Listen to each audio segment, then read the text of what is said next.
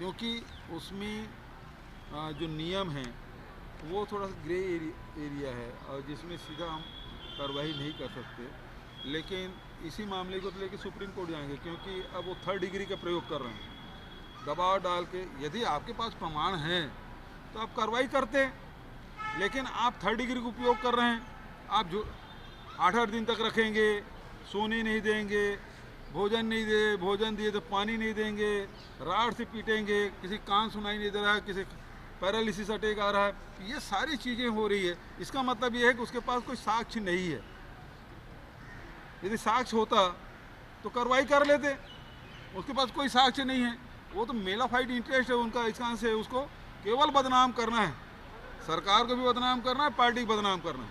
इसके अलावा उसका प्रमाण होता, जब घटना जून की है, ये कोल स्कीम बोल रहे हैं, तो जून की है, तो जून में आपके पास एंट्री थी, जानकारी थी, तो आप जुलाई, अगस्त, सितंबर, अक्टूबर, नवंबर, दिसंबर कार्रवाई नहीं की है। आप अधिवेशन के 4 दिन पहले आप कार्रवाई कर रहे हैं। इसका मतलब क्या होता है कि आप जबरिया किसी से लिखवा रहे हैं और छापा डाल रहे हैं। और छापा में मिला क्या? किसके यहाँ क्या मिल गया? कुछ नहीं मिला।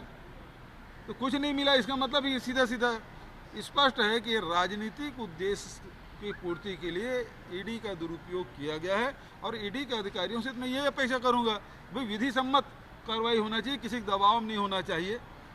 वो उसकी जो अपनी प्रतिष्ठा है, उसकी प्रतिष्ठा, ईडी की प्रतिष्ठा तो अब धूमिल हुई ना, खत्म ही होती जा रही है। तो ऐसे कार्रवाई क्यों कर रहे हैं आप? किसी के दबाव में आके आपने शपथ ली है संविधान की, उसके भी आप रक्षा नहीं कर पा रहे हैं। तो ये तो बहुत ही स्थिति बहुत ही भयावह है, इस प्रकार से कार्रवाई करना। सर, जिस तरीके से आपने कहा कि शुरू करते हैं।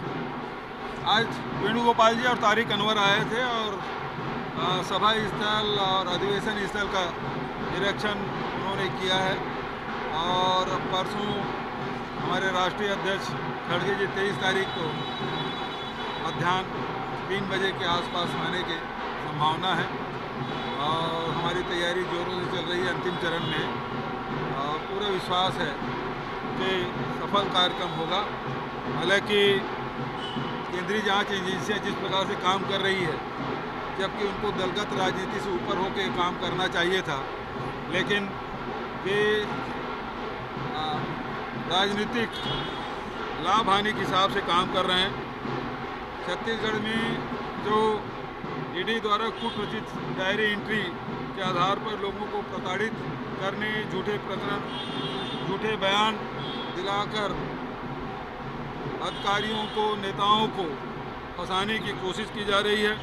जबकि रमन सिंह जी, उसके परिवार के मामले में पूरे साक्ष्य ईडी के पास है, चाहे वो नान घोटाले में हो, चाहे वो चिट फंड कंपनी में, लेकिन उसमें कोई कार्रवाई ईडी नहीं कर रही है।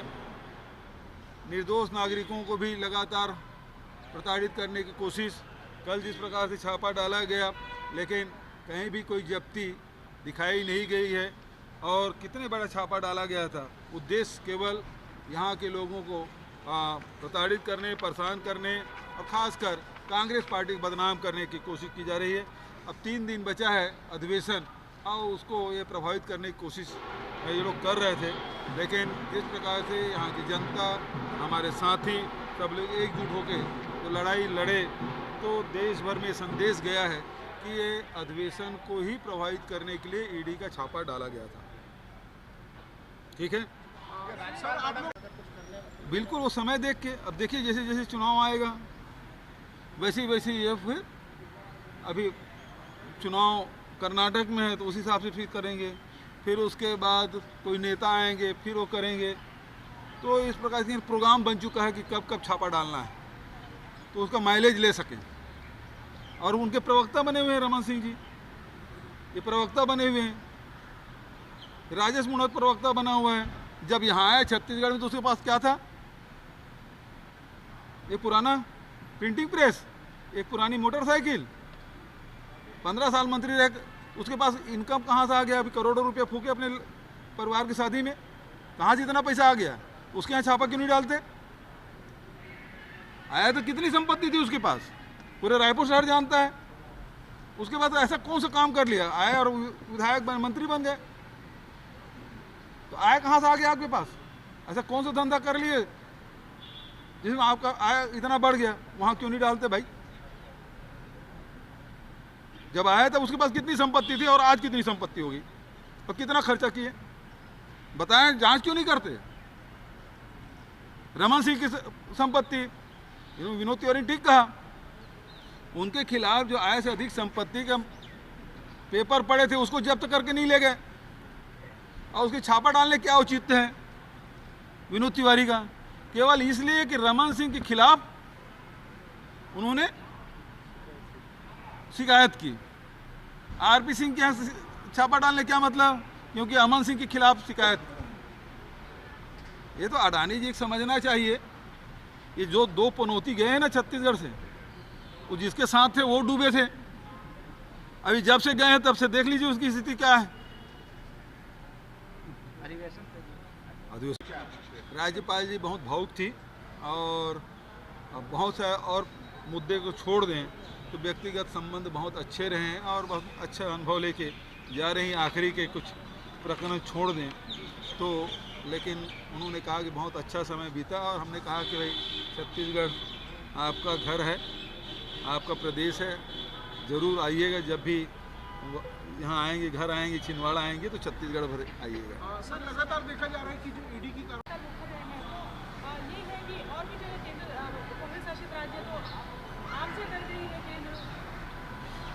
डरने की बात तो नहीं है। देखिए, जब सीधी लड़ाई नहीं लड़ते हैं तब इस प्रकार से हथकंडे अपनाए जाते हैं। कभी ईडी, डीआरआई, आईटी, इस प्रकार से भेजने के पीछे ये है कि छत्तीसगढ़ के मामले में भारतीय जनता पार्टी डरी हुई है, और न केवल छत्तीसगढ़ बल्कि कांग्रेस से डरी हुई है। भारतीय जनता पार्टी डरी हुई है और इसी कारण से लगातार कांग्रेस के नेताओं को टारगेट किया जा रहा है। सर, जिस तरीके से पक्षों ने जो आवेदन दिया है उस पर पुलिस, तो क्या ऐसे लोगों की सुरक्षा बढ़ाने के लिए या कोई ऐसी पहल करेगी? देखिए, ईडी लगातार परेशान कर रही है, लोगों को प्रताड़ित कर रहे हैं, झूठे प्रकरण में फंसाने की कोशिश कर रहे हैं। सारे आवेदन उनके द्वारा, पीड़ित पक्ष के द्वारा दिया गया। केंद्र सरकार को भी अवगत हमने कराया है, और उसके बाद भी केंद्र सरकार कोई कार्रवाई नहीं कर रही। तो हमारे पास अब न्यायालय के शरण में जाने के अलावा कोई रास्ता नहीं है। इस मामले को न्यायालय तक ले जाएंगे। सर, जिस तरीके से देखा जा रहा है